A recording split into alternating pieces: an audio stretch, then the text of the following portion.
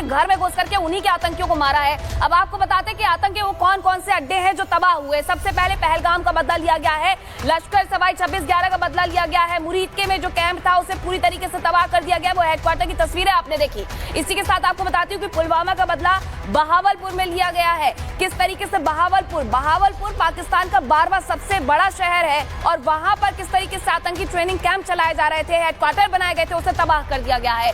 जम्मू कश्मीर में हमलों का बदला लिया गया है, हिजबुल से सियालकोट में। तमाम तरीके की जो तस्वीरें हैं वो पाकिस्तान के अलग अलग हिस्सों से आ रही है और पाकिस्तान में किस तरीके से आतंकवादियों को पाला जाता है, पोसा जाता है, वो अपने आप में एक अलग कहानी हो जाती है। इसी बीच एक और बड़ी खबर, पुंछ में पाकिस्तानी फायरिंग में 8 नागरिकों की मौत हुई है। मिसाइल अटैक के बाद सीजफायर का उल्लंघन किया गया है। पाकिस्तानी फायरिंग में करीब 25 नागरिक घायल हुए हैं। पिछले 10 दिनों से लगातार सीजफायर का उल्लंघन पाकिस्तान की ओर से किया जा रहा है। नौशेरा, राजौरी, ये कई ऐसे इलाके हैं जहां पर लगातार सीजफायर का उल्लंघन हो रहा है और अभी यह जानकारी मिल रही है कि 8 नागरिकों की मौत हुई है। सर, इसी बिलबिलाहट की बात मैं कर रही थी कि अब आप मासूम लोगों को मार रहे हैं। आपने आके पहलगाम में पर्यटकों को मारा और अब आप उन लोगों को निशाना बना रहे हैं जिनकी कोई गलती नहीं, जिन्होंने कुछ किया ही नहीं है। देखिए, मुझे आप बताइए कि पाकिस्तान ने कब किसी आम आदमी पे अटैक नहीं किया?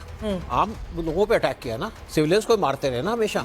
आप देखिए, पाकिस्तान पहले पूरे इंडिया के अंदर टेररिस्ट अटैक करता था, फिर जब पीएम मोदी आए तो अटैक श्रिंक हो गए, जम्मू कश्मीर में रह गए, फिर कश्मीर में रह गए, फिर वो भी आपको बताते हैं। भागलपुर के अस्पताल में घायल आतंकियों की भीड़ लग गई है। मिसाइल हमले में घायल आतंकी अब अस्पताल पहुंच रहे हैं और देर रात से ही घायल आतंकियों का अस्पताल पहुंचना जारी है। बहावलपुर में जैश के ठिकानों पर मिसाइल अटैक हुआ है और उसके बाद देखिए जो तस्वीरें सामने आई हैं, जो अस्पताल है बहावलपुर के, वहाँ घायल आतंकियों की भीड़ लग गई है। भीड़ इतनी लग गई है कि बेड्स खाली नहीं है और धड़ाधड़ आतंकी पहुंच रहे हैं, क्योंकि उन्हें जिस तरह से स्ट्राइक में हालात बने उसमें समझ ही नहीं आ रहा कहां जाए। अब अस्पतालों का रुख कर रहे हैं। मिट्टी में मिला दिया है भारत ने उन आतंकी ठिकानों को जहां बकायदा ट्रेनिंग चलती थी, जहां से इनको ट्रेन करके भेजा जाता था। हमने जड़ी खत्म कर दी। सलोनी, अब ये 2 तस्वीरें इसलिए हम दिखा रहे हैं कि एक तरफ कैसे देर रात से ही अस्पतालों में आतंकियों की भीड़ इकट्ठी हो गई है, वहीं दूसरी तरफ बहावलपुर में जिन आतंकी ठिकानों को दुबेसर नष्ट किया गया है, जिन कैंप्स पर हमला किया गया है, वहां की 2 तस्वीरें हम दिखा रहे हैं। ये समझिए कि इस हमले के बाद कैसे बिलबिला गया है पाकिस्तान और आतंकियों में हड़कंप मच गया है। एक्चुअली इसी बीच एक और बड़ी खबर सर बता दें, वापस आपके पास लौटेंगे। ऑपरेशन सिंदूर के बाद पाकिस्तानी एयरपोर्ट बंद हो चुका है। ये बड़ी खबर, ऑपरेशन सिंदूर के बाद पाकिस्तानी एयरपोर्ट बंद। इस्लामाबाद लाहौर के एयरपोर्ट बंद है। भारत के डर से इस्लामाबाद लाहौर के एयरपोर्ट बंद हो चुके हैं। तो ये बड़ी खबर, भारत के एक्शन ऑपरेशन सिंदूर के बाद पाकिस्तानी एयरपोर्ट बंद।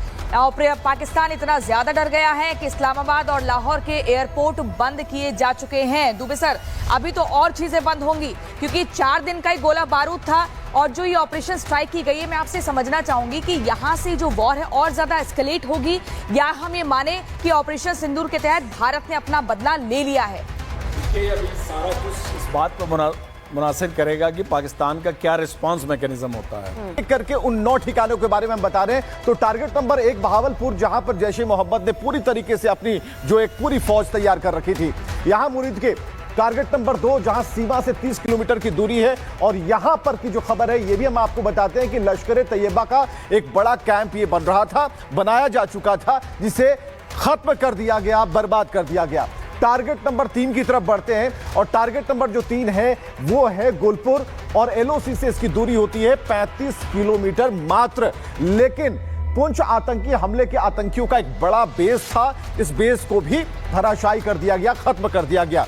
टारगेट नंबर 4 की तरफ आते हैं और टारगेट नंबर 4 सवाई है, जहां पीओके के तंगधार में 30 किलोमीटर के अंदर की जो गतिविधियां थी वो भी हमारे निशाने पर थी और लश्कर तैयबा का आतंकी यहां पर कैंप था, ये भी पता था, बस इसे मानचित्र से